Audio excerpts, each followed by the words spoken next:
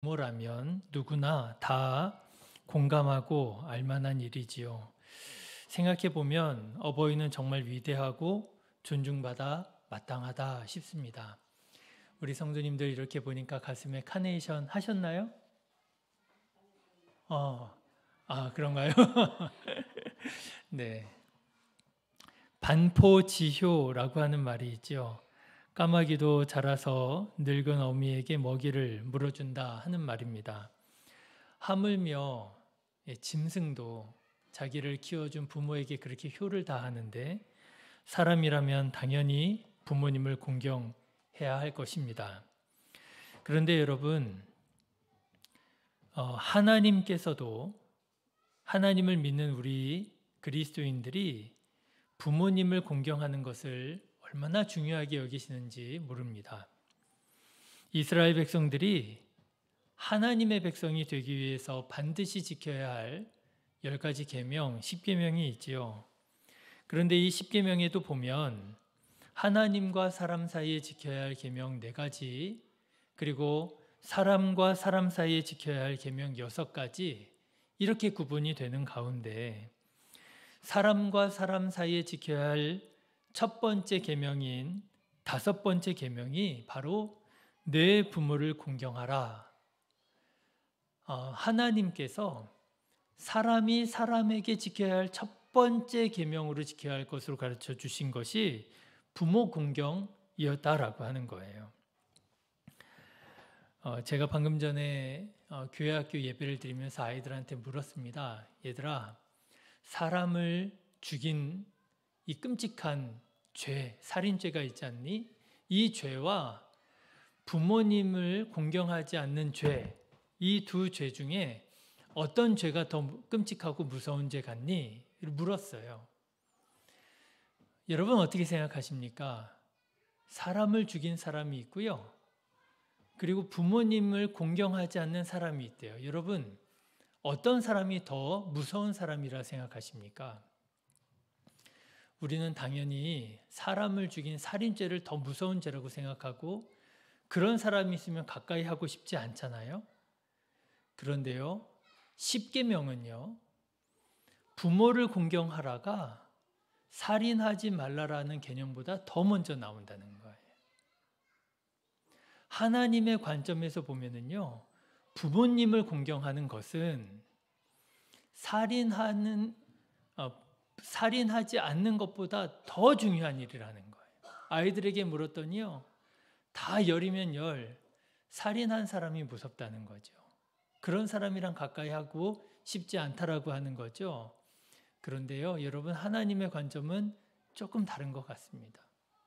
하나님께서 보실 때는요, 부모님을 공경하지 않는 사람, 그 사람은 하나님의 백성이 될 자격이 더 없는 사람이라 이렇게도 말할 수 있겠다라고 하는 것이지요. 여러분 지난 5월 8일 어버이날 어떻게 보내셨습니까? 여러분 부모님께 인사드리고 감사를 표하셨겠지만은 여러분 혹시라도 충분히 감사를 표하지 못한 것 같은 뭔가 아쉬움이 있으시다면 오늘 어버이 주일을 맞이해서 부모님께 감사한 마음을 다시 한번 꼭 전하실 수 있으시기를 주님의 이름으로 권면합니다. 네, 예배드리고 집에 가셔서 부모님께 전화하시면서 교회 갔더니만 목사님이 부모님께 전화드리래요 하시면 혹시 믿지 않는 부모님들의 마음도 열려지지 않을까 싶습니다. 자, 그런데 여러분 사실 이렇게 어떻게 보면 지극히 상식적인 것 같은 이 계명이지요. 부모님을 공경하라라고 하는 이 계명에 또 한 가지 아주 중요한 특징이 있다라고 하는 것을 아십니까? 오늘 말씀을 보시면 사도 바울이 이 내 부모를 공경하라라고 하는 이 10계명의 5번째 계명에다가 주석을 달아 놓았어요.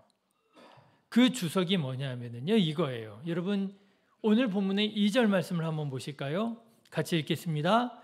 내 아버지와 어머니를 공경하라. 이것은 약속이 있는 첫 계명이라 라고 하는 거예요. 예, 이것이 사도 바울이 이 계명에 달아놓은 주석이에요. 내 부모를 공경하라라고 하는 이 계명 잘 알고 있지? 그런데 이 계명은 어떤 계명이냐 하면 약속이 있는 첫 계명이야. 여러분, 약속이 있는 첫 계명, 이것이 무엇을 가리키는 것이겠습니까?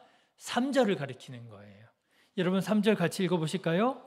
이로써 내가 잘 되고 땅에서 장수하리라 라고 하는 거예요. 그렇습니다, 여러분. 하나님께서 계명, 10가지 계명을 가르쳐 주셨는데요. 이 계명은 한마디로 말하면 법이에요. 여러분 10계명 기억하십니까? 이스라엘 아브라함의 피를 따라서 났다고 해서 하나님의 백성이 되는 게 아니고요. 하나님의 법을 지켜야 하나님의 백성이 된다는 거예요. 그래서 하나님의 백성이 마땅히 지켜야 할 하나님의 법이 있는데 그게 10계명이죠. 예, 근데 이 10계명의 말씀을 보면은요, 이게 말 그대로 법이에요. 내 앞에 다른 신을 두지 말라.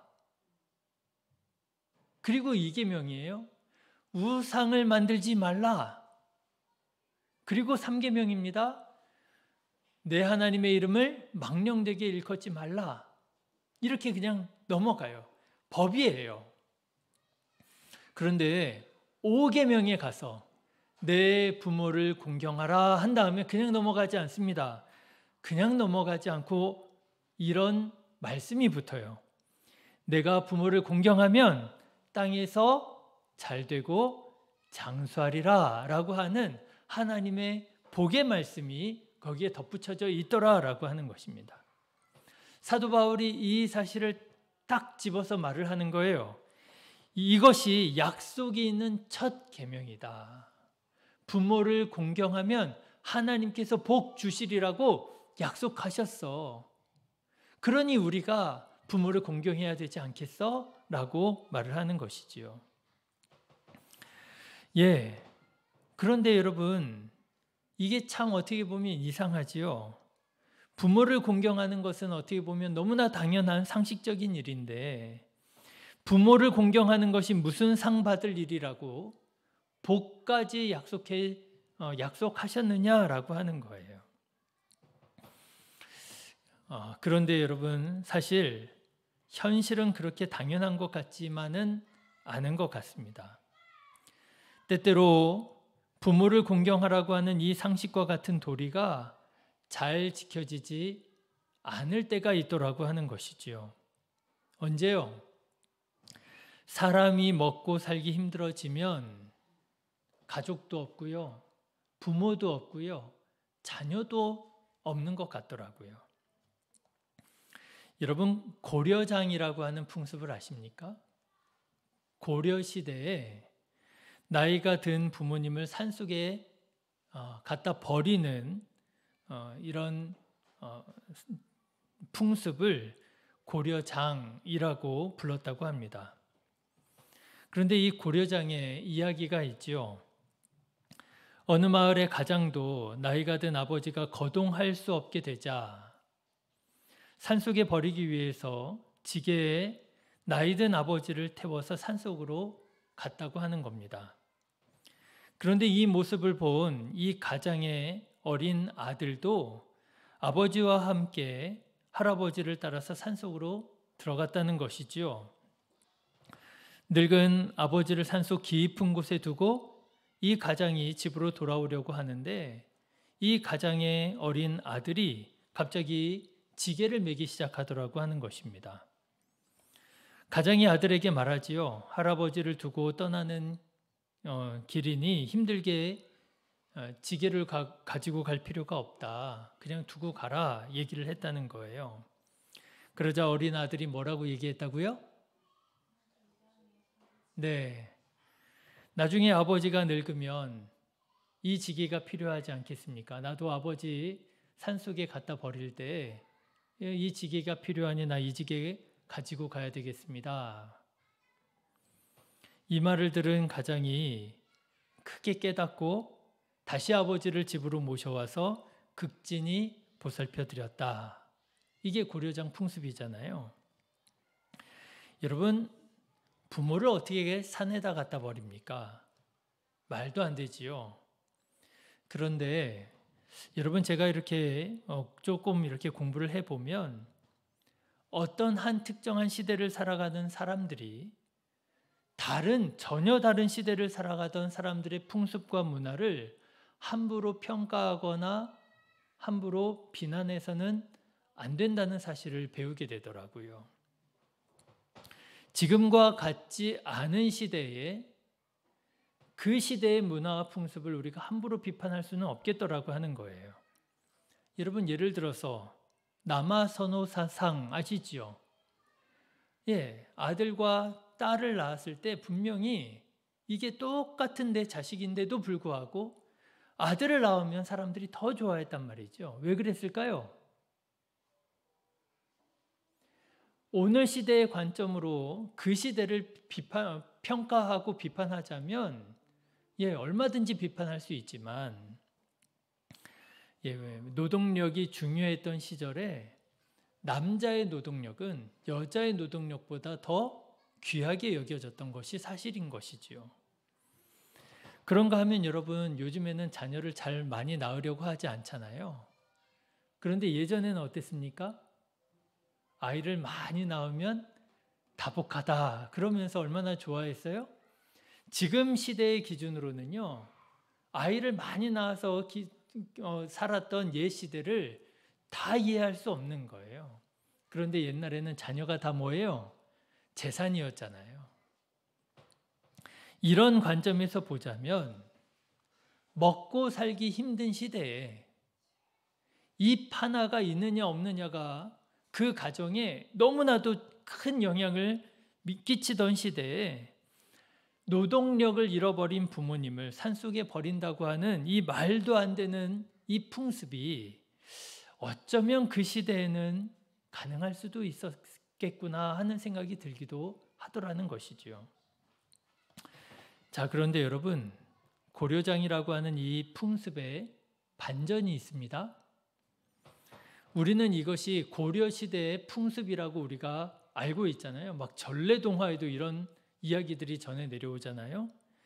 그런데 역사적으로 볼 때 고려장에 대한 기록이 전혀 없답니다. 그렇지요. 우리나라가 어떤 민족인데요. 그죠? 고려장에 대한 기록이 전혀 없고요.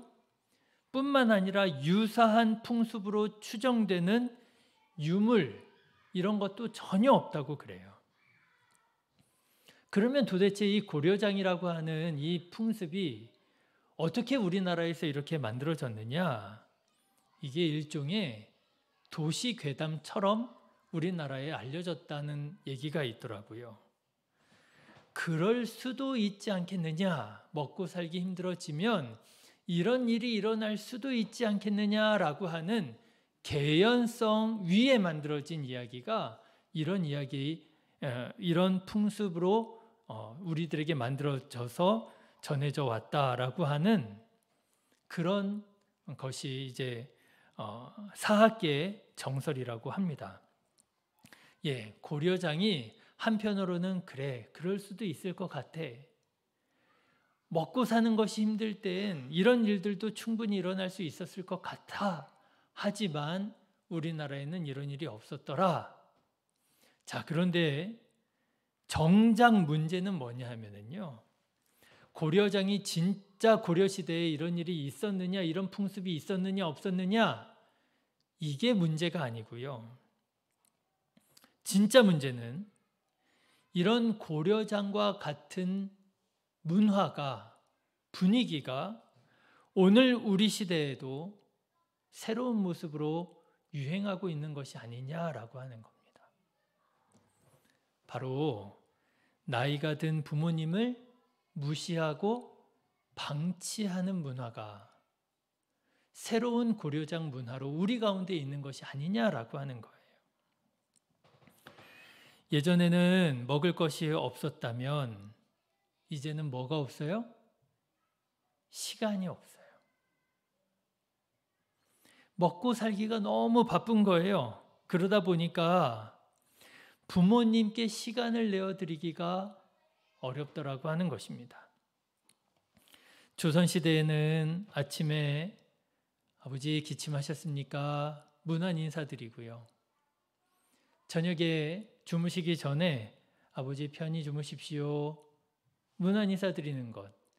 이것이 아주 기본적인 예의였잖아요.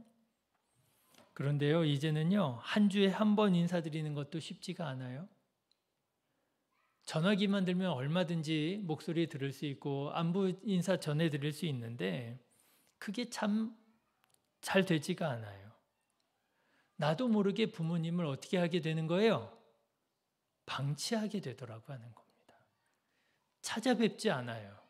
인사드리지 않아요. 여러분, 이렇게 부모님을 무시하는 것, 방치하는 것, 이것이 오늘날의 고려장이 아니겠습니까? 그래도 예전에는 그나마 경험이 중요한 시대였습니다. 그래서 그 마을에 나이 많은 어른은 한마디로 오늘날로 말하자면 데이터 뱅크였던 거예요. 날씨가 이러면 어르신 어떻게 해야 됩니까? 지금 이렇게 첫서리가 이렇게 왔는데 그럼 농사 어떻게 지어야 됩니까? 이런 거를 어르신께 물었단 말이죠. 그럼 어르신은 옛날 일들을 기억하면서 그래 언제도 이런 일이 있었어. 그러니까 이때는 이렇게 하면 돼 하고 어르신들의 경험이 존중을 받고 어르신들이 그만큼 인정을 받던 시대였단 말이죠. 그런데 이제는요, 경험보다 새로운 정보가 더 중요한 시대가 되어버렸습니다. 경험이 별로 중요하지 않아요. 그러다 보니까요, 노인들이 존중받기보다 무시당하기 쉬운 시대가 되어버렸습니다. 심지어는 이제 할아버지 할머니들이요, 손자들에게 핸드폰 물어봐야 돼요. 그렇죠? 야, 이리 와봐라. 이거 어떻게 하는 거냐? 이러면은요, 이 손자 손녀들이요, 할아버지는 이런 것도 몰라요. 이러면서 이제 가르쳐 준단 말이죠. 손자 손녀들에게 무시를 당하는 시대가 되어버린 거예요. 여러분 생각해 보십시오. 너무 당연한 것 같잖아요. 부모님을 공경하라. 내가 지금 너무 잘하고 있는 것 같잖아요. 나는 부모님을 공경하고 있어. 고려장 말도 안 돼. 어떻게 사람이 그런 일을 해? 그런데 여러분 가만 생각해 보십시오. 우리가 정말 부모님을 공경하고 있습니까? 혹시 여러분 공경하기는커녕 부모님을 무시하고 부모님을 방치하고 있는 것은 아닙니까? 사랑하는 성도 여러분, 생각해 보면 내가 참 부모님을 공경하지 못하고 있구나 깨닫게 되는 것이 사실인 것 같아요. 여러분 바라기는 먹고 살기 바쁠지라도 부모님께 시간을 내어 드리며 공경하는 자 되시기를 주님의 이름으로 축원합니다. 우리 예수님을 한번 생각해 보십시오. 예수님께서도요, 바쁜 중에도 하나님께 시간을 내어 드리시더라고요. 마가복음 6장에 보면 예수님께서 베세다 광야에서 오병이어로 5,000명을 먹이시는 기적을 행하시는 말씀이 나옵니다. 그런데 여러분 이 말씀의 배경을 아십니까? 이 말씀의 이 기적의 배경은요, 바빴다는 거예요. 얼마나 바쁜지 예수님께서 제자들과 식사를 하실 겨를도 없이 바빴다는 거예요. 그래서 예수님이 제자들을 데려다가 한적한 곳에 가셔서 좀 쉬라고 얘기를 하시고 계셨어요. 그런데 예수님이 계시다는 소문이 퍼지자 또다시 수많은 사람들이 몰려왔고요.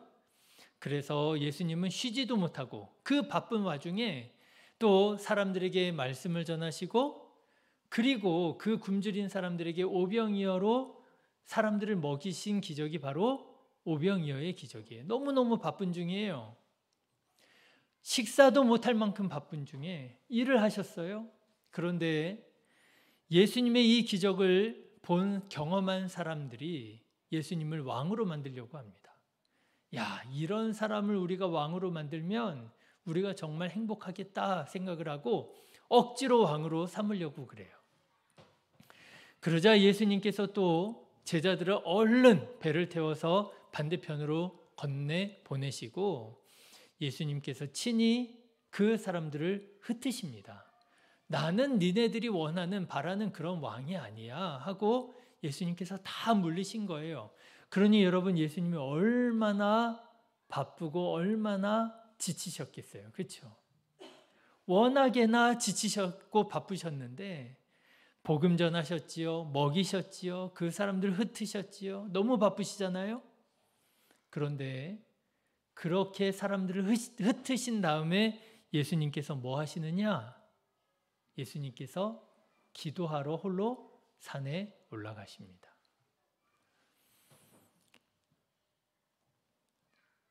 마가복음 6장 46절의 말씀을 제가 읽어드릴게요.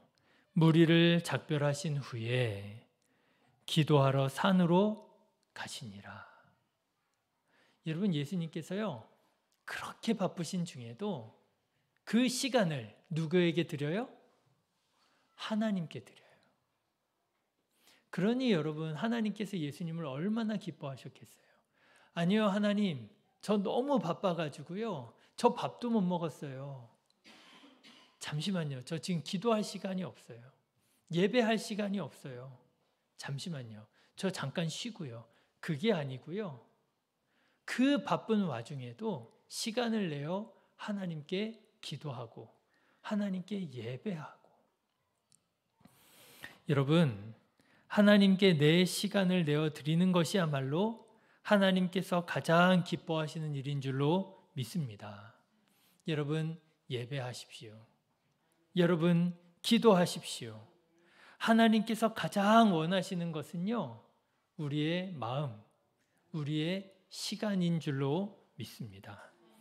여러분의 부모님께 여러분의 시간을 내어 드리는 것, 이것이 부모님을 공경하는 것입니다. 여러분, 부모님이 가장 기뻐하는 것이 무엇일까요? 돈일까요? 요즘에는 돈이 또 제법 또 쏠쏠하잖아요.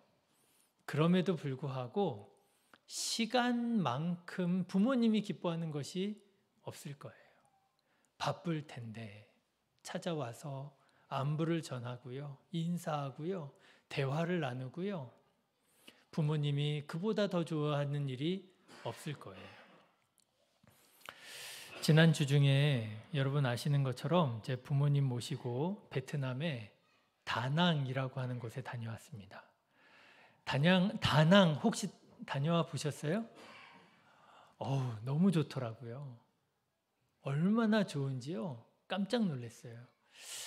저는요, 직업병인가 봐요. 좋은 데 가면은요, 우리 애들 데리고 한번 와보고 싶다 하는 생각이 들어요.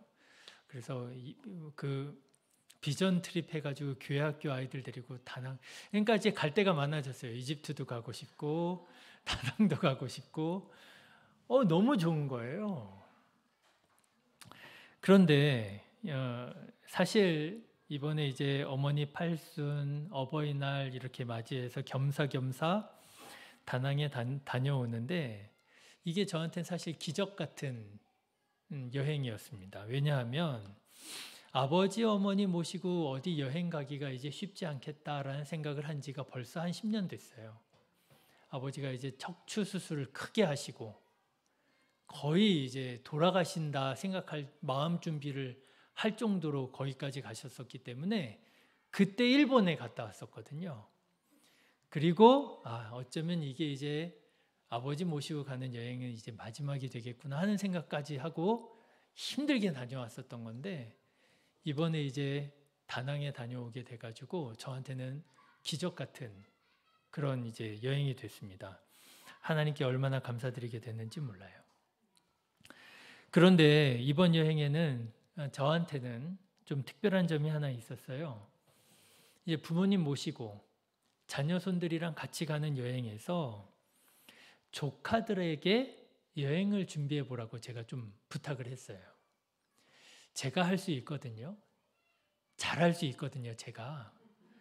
근데 이번에 입장은 제가 좀 중간에 끼인 입장 같은 거예요. 부모님도 섬겨야 되고, 그리고 저희 아이들이며 조카들이며 이 아이들도 세워주고 싶고, 그래서 제가 하면 안 되겠다라는 생각이 들더라고요. 조카들도 이제 많이 컸기 때문에 조카들에게 부탁을 했습니다. 야, 삼촌이 잘할 수 있는데 너네들이 좀 하면 좋겠다 해서 조카들도 세워주면서 조카들이 또 원하는 여행을 본인들이 또 좀 준비할 수 있도록 그렇게 한번 준비를 해봤어요. 한 가지 지침을 줬습니다. 할아버지 할머니가 연로하시니까 걸어 다니는 동선을 최대한 줄여달라. 그거 외에는 니네들이 원하는 대로 다 짜도 좋다. 이렇게 이제 지침만 줬어요. 어떻게 됐을까요? 죽는 줄 알았습니다. 제가 여행 일정을 세우면 굉장히 타이트하게 빡빡하게 세우는 편이라서 우리 지방 목사님들이 저보고 여행사 하나 차리라고 그래요. 그러면서 이름을 정해줬어요. 빡센 여행사라고. 저보고 제가 너무 일정을 빡세게 세운다고 그렇게. 아마 중국에 같이 가셨던 부모님들은 아마 이해하실 거예요. 제가 굉장히 타이트하게 정하거든요. 근데 조카들이 세운 여행이요. 너무 힘든 거예요. 이 조카들의 이 페이스에 제가 맞추기가 따라가기가 힘든 거예요. 이 성격도 저랑 다르고요. 저는 뭐 어딘가 가면 뭔가 이렇게 좀 배우고 학습하고 막 이런 게 또 의미가 있는데 이 친구들은 뭐 가서 놀고 뭐 먹고 보고 뭐 이런 데 최적화되어 있어가지고 따라다니기가 얼마나 힘든지 몰랐어요. 얼마나 힘이 든지 제가 한국에 돌아와서 탈이 나가지고요. 제가 장염에 감기에 담까지 들었어요. 24시간 꼬박 누워 있었던 것 같아요. 근데 저는 그렇다 치더라도 부모님은 얼마나 힘드실까 하는 생각이 자꾸 드는 거예요. 그래서 이제 중간중간에 아버지 어머니 힘드시면 저랑 같이 택시 타시고 숙소로 가자. 계속 말씀을 드렸는데 놀랍게도 아버지 어머니가 끝까지 여행 일정을 소화를 다 하시는 거예요. 그래서 이게 어떻게 된 건지 그랬습니다. 걱정이 되는 거죠. 관광은 제대로 하실는지, 먹을 거는 제대로 드실는지. 그런데요, 제가 이제 아버지 어머니를 옆에서 이렇게 관찰을 했단 말이에요. 근데 아버지 어머니가 관광에 별로 관심이 없어요. 먹는데 별로 관심이 없더라고요. 이거 뭐 맛있다 뭐 이런 얘기 제가 봤을 때는 그냥 듣기 좋으라고 하는 정도로 얘기하시지. 아니 베트남까지 갔는데 너무 아름다워요. 너무 좋은데 보는데 별로 관심이 없고요. 먹는데 별로 관심이 없어요. 뭐에 관심이 많으신가 보니까요. 그 베트남의 자연 환경 뭐 이런 게 아니라 자녀 손들 보는 거에 관심이 많더라고요. 얘네들이 잘 노나, 얘네들이 좋아하나 그런 거 보고 계시더라고요. 제가 봤을 때 저희 아버지가 가장 좋아하셨던 시간은 숙소에 있는 포켓볼 당구 치시는 걸 제일 좋아하셨어요. 아버지가 당구 큐대를 처음 잡아보셨대요. 평생. 근데 숙소에 당구대가 있으니까 이제 심심풀이를 해보셨는데 이게 조금 재밌는 거예요. 그래서 매형하고 이제 저하고 해가지고 당구를 쳤는데 제가 봤을 때는 그때 제일 좋아하시더라고요. 보니까 부모님이 뭘 좋아하시느냐? 비행기 타고 멀리 베트남 가서 거기서 비싼 음식 맛있는 거 먹고 아름다운 자연 환경 보고 그걸 좋아하시는 게 아니라 자녀 손들이랑 같이 있는 거, 그거를 그렇게 좋아하시는구나 하는 걸 알게 되었어요. 여러분, 우리도 마찬가지가 아니겠습니까? 우리들의 자녀들과 함께 하는 것, 함께 가는 것, 함께 사는 것, 그것이 가장 행복한 거 아니겠습니까? 나의 시간을 부모님께 드리고 부모님과 함께 이야기 나누고 부모님과 함께 삶을 나누고 하는 것, 이것이 부모님을 공경하는, 가장 공경하는 방법이 아니겠습니까? 너무 바쁘지요. 맞습니다. 너무 바쁩니다. 그런데요, 제가 교회 학교 전도사 하면서 하나 깨달은 게 있어요. 마음만 있으면 못할 게 없구나 하는 걸 깨달았어요. 전에도 한번 말씀드린 적이 있는데요. 아이들에게 제가 이제 뭐 얘기하던 중에 롯데월드 가자 뭐 이런 얘기를 했단 말이죠. 그랬더니요, 롯데월드 가자고 해놓고 시간을 맞춰보는데 시간이 안 나와요. 그래가지고 야, 못 가겠다 그랬더니요, 이 아이들이 롯데월드 가는 방법을 알려주더라고요. 현장 체험학습, 그때는 현장 체험학습이라고 하는 게 처음 만들어졌던 시기여서 전 몰랐어요. 그런 게 있는 줄도. 아이들이요, 현장 체험학습 신청하면 평일에도 갈 수 있다는 거예요. 그래가지고 애들이 전부 다 한 명도 빠짐이 없이 다 롯데월드 갔잖아요. 제가 그때 경험한 것이요, 아, 마음만 있으면 못할 게 없구나. 그죠? 맞죠? 방법이 없어서 못하는 게 아니라 뭐가 없어서 못하는 거예요? 마음이 없어서 못하는 거구나. 제가 그때 절감을 했어요. 찬양하자 그러면 안 나오고요. 기도하자 그러면 안 나오던 애들이요, 롯데월드 가자 그러니까 평일에도 시간이 된대요. 학원까지 다 미루고 갔다 왔다니까요. 여러분, 마음만 먹으면 시간 낼 수 있습니다. 여러분, 부모님께 시간을 내어드릴 마음 먹으시기를 주님의 이름으로 권면합니다. 먹고 살기 힘들어도, 먹고 살기 바빠도 마음만 먹으면 시간 낼 수 있잖아요. 그렇게 내 시간을 부모님께 내어드리는 것이 바로 부모님을 공경하는 것이고, 여러분, 그렇게 내 시간을 하나님께 내어드리는 것이 하나님을 공경하는 것입니다. 먹고 살기 힘들잖아요. 먹고 살기 바쁘잖아요. 그래도 마음 먹고 주의를 지키고 예배 드리고 기도하고, 그것이 하나님 아버지를 공경하고 사랑하는 것이에요.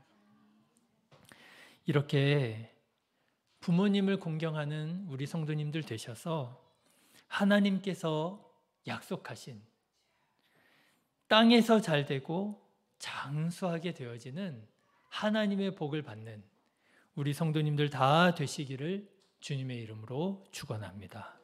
기도하겠습니다. 좋으신 하나님, 우리가 부모를 공경하지 않는 다른 사람들을 보면 함부로 비판도 하고 함부로 정죄도 하지만, 그러면서 나는 부모님을 잘 공경하고 있는 줄로 생각하고 있지만, 사실 생각해 보면 우리가 얼마나 연로하신 부모님들을 무시하고 방치하고 있는